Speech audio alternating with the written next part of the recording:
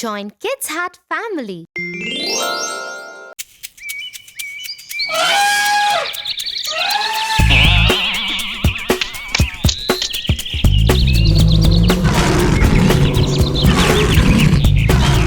Look, that's a wolf out there. He looks so big and cunning. Yeah, Tofu.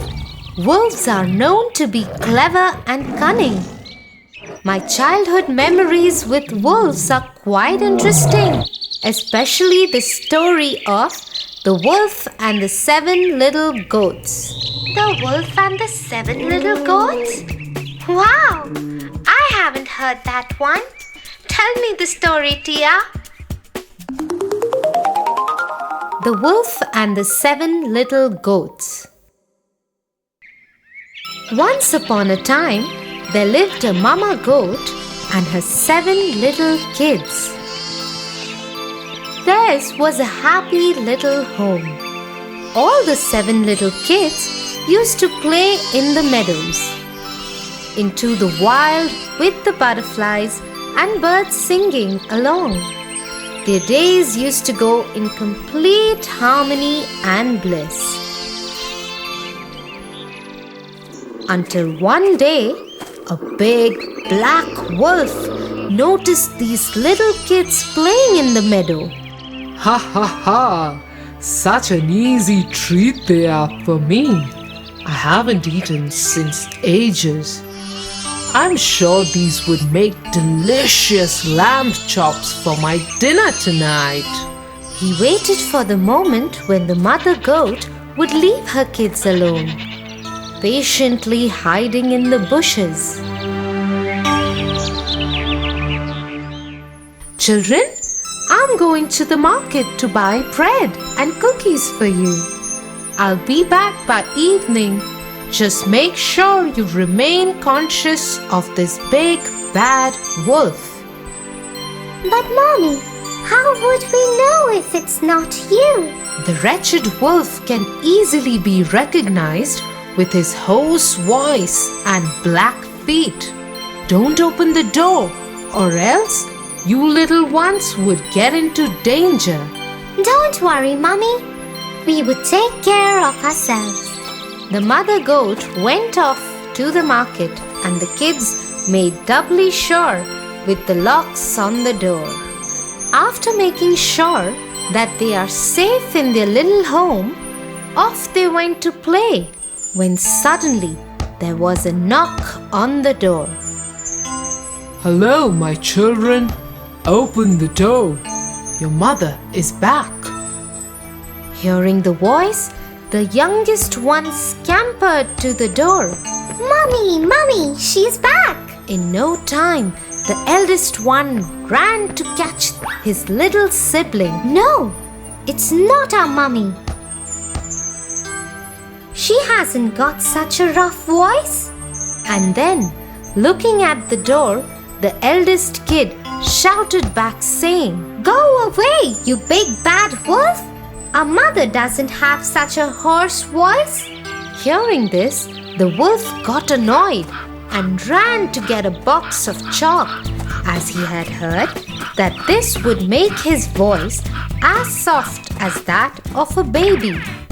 But kids, you shouldn't do this at any cost, as this would only make your tummy ache badly.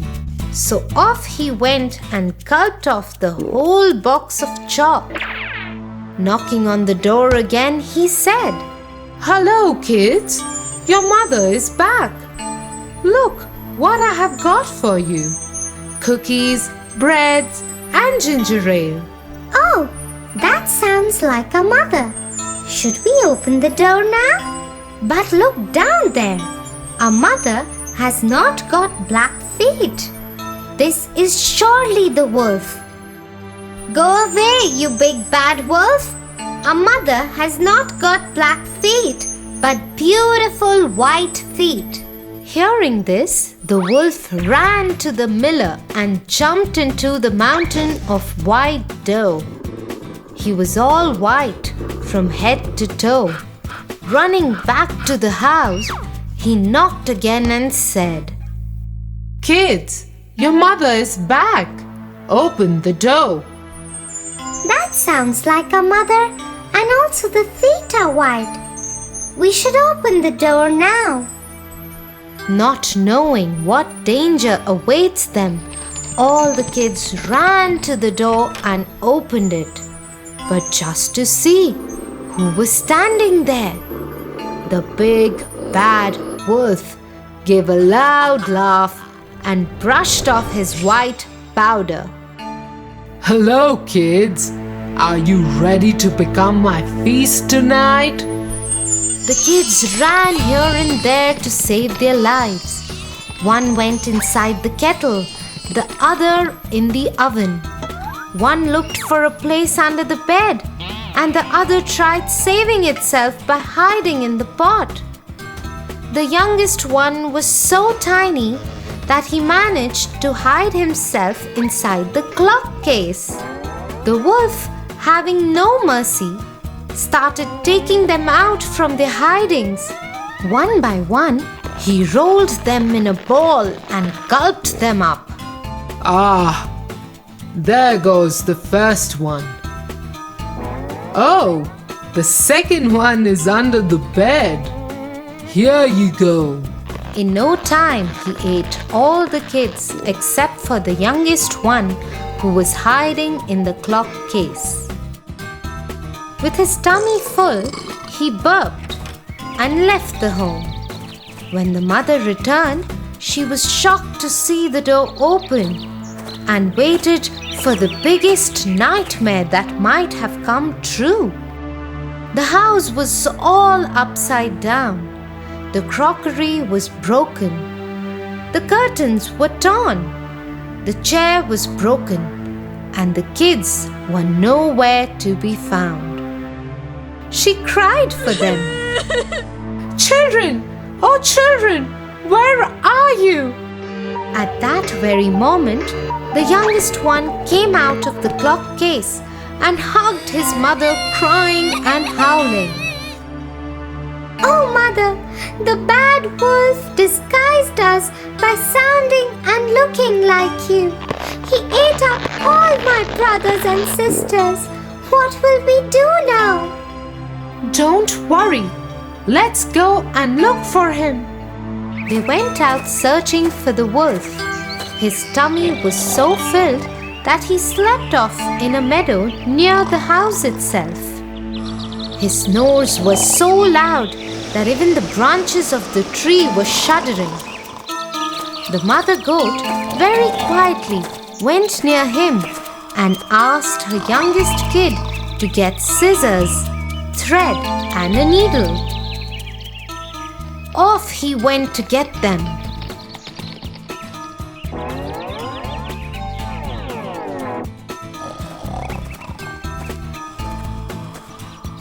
The mother goat very quietly slit open his tummy and took out all her kids from his tummy.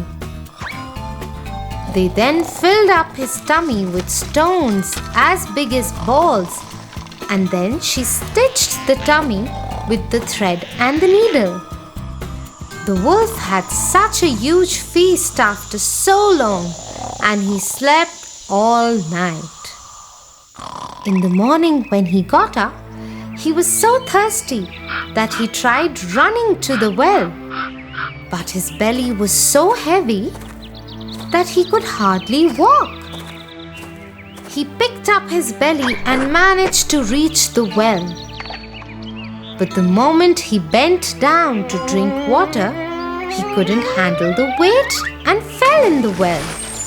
The kids were looking at all of this from their window and shouted happily, Mommy, Mommy, the wolf has died. Now we can play freely outside without any fear. And they lived happily ever after. Now that was one cunning wolf. But Tofu, if you be bad to others, bad happens to you too. Always remember that. Yeah, Tia.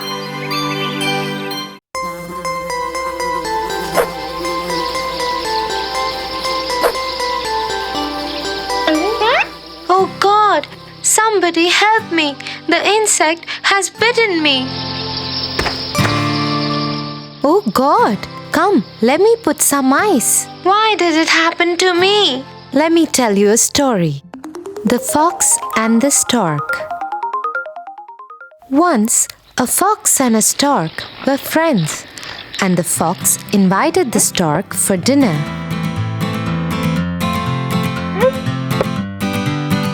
Dear friend, I wish to invite you for a meal at my home. I will cook a delicious soup for you. I would love to come.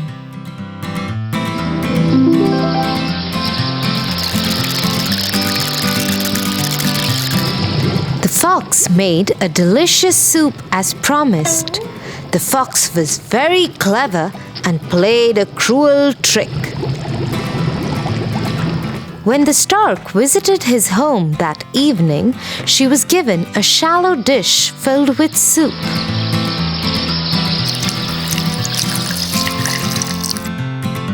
Thus the fox could easily lap up, but the stork could only wet the end of her bill in it. I have made this delicious soup myself. Enjoy your meal.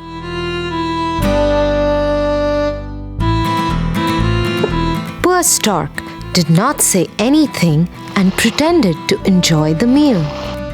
At the end of the evening, however, the stork went home hungry. 1 week later, the stork invited the fox for lunch at her house.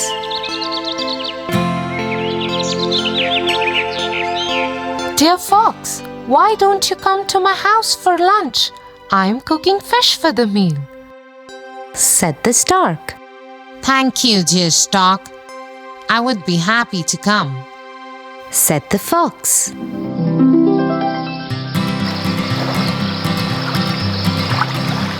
The stork made delicious fish.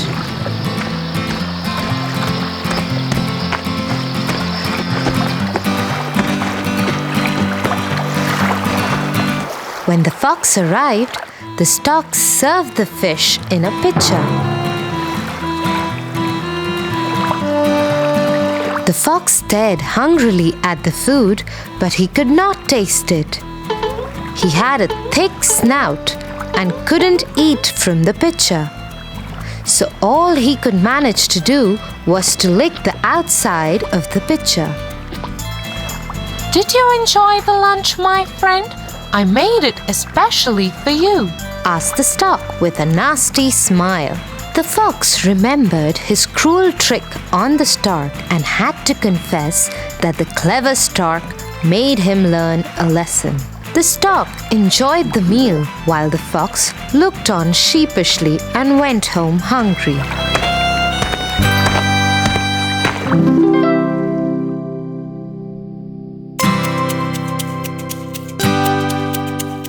So Tofu, as the fox did bad to the stork did back to him too, because one bad turn deserves another. Now I understand.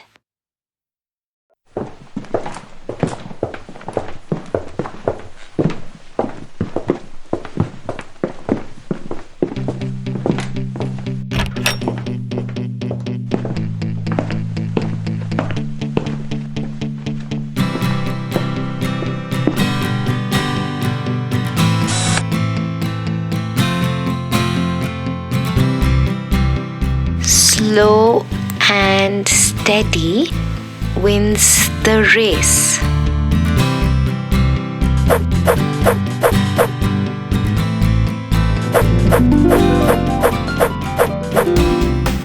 Slow and steady wins the race.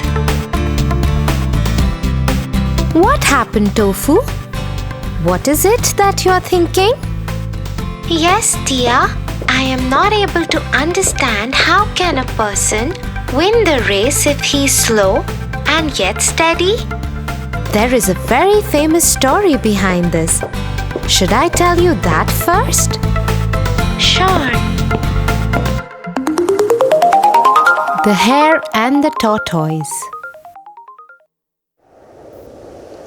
Long ago, in a forest, a small get-together of animals was taking place.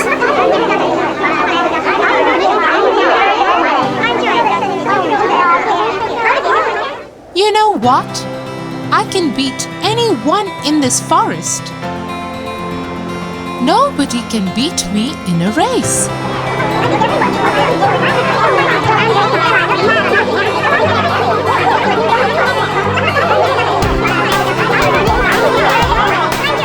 Yes, I have seen him running. I bet he can beat anyone in this forest. Suddenly, from the crowd, they hear somebody laughing.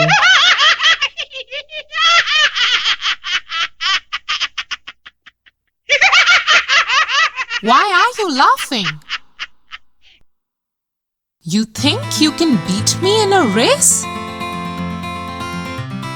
I may not disagree with you, oh Mr. Hare. But I might not deny that I have no fear of competing with you.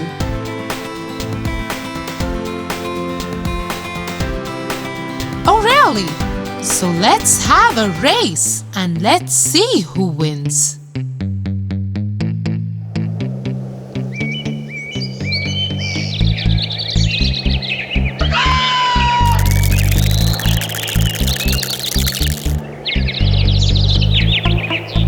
So one fine sunny day, all the animals gathered for the race.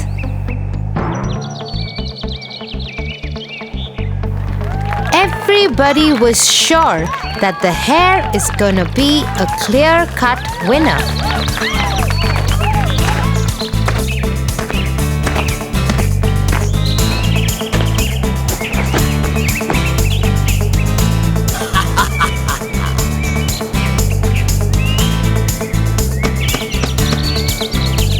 May the best man win. And that is me, said the hare proudly.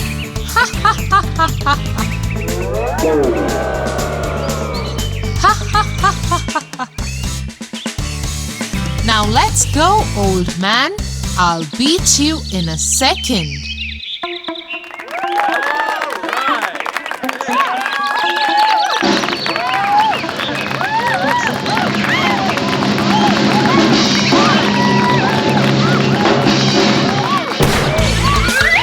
The hare runs so fast that all the things on the path go for a spin.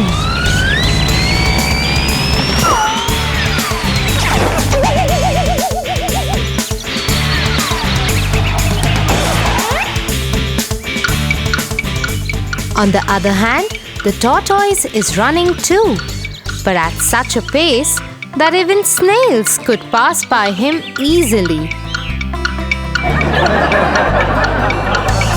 Suddenly, the hare stops and looks behind.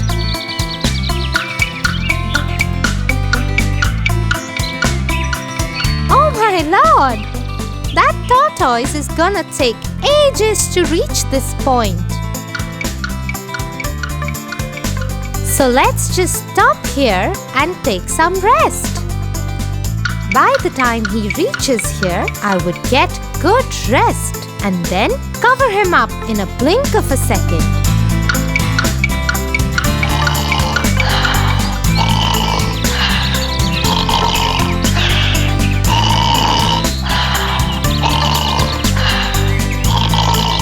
In the meanwhile, the tortoise slowly and steadily reaches the point where the hare is fast asleep. He very quietly tiptoes past the hare, and the hare is all ignorant of this fact.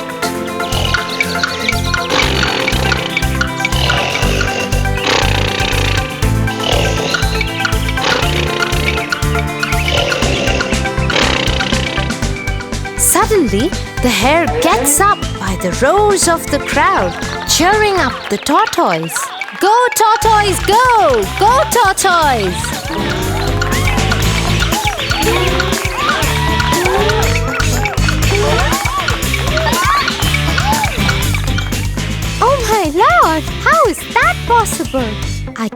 on sleeping for so long that the tortoise is about to finish the race. He runs and runs and runs. But to his disappointment, the tortoise just manages to finish the race before he could.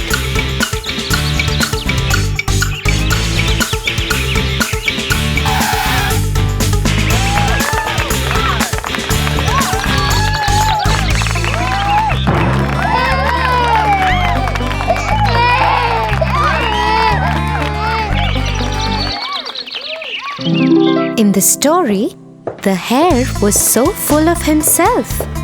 He was overconfident that he would surely beat the tortoise in the race, because he is faster than that poor being in every other way.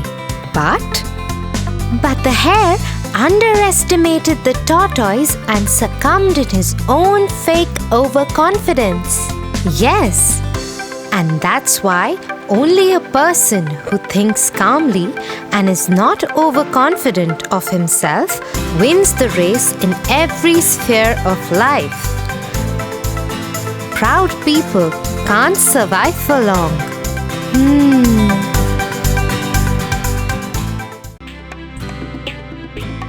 For your favorite rhymes, stories, and more, join Kids Hut family.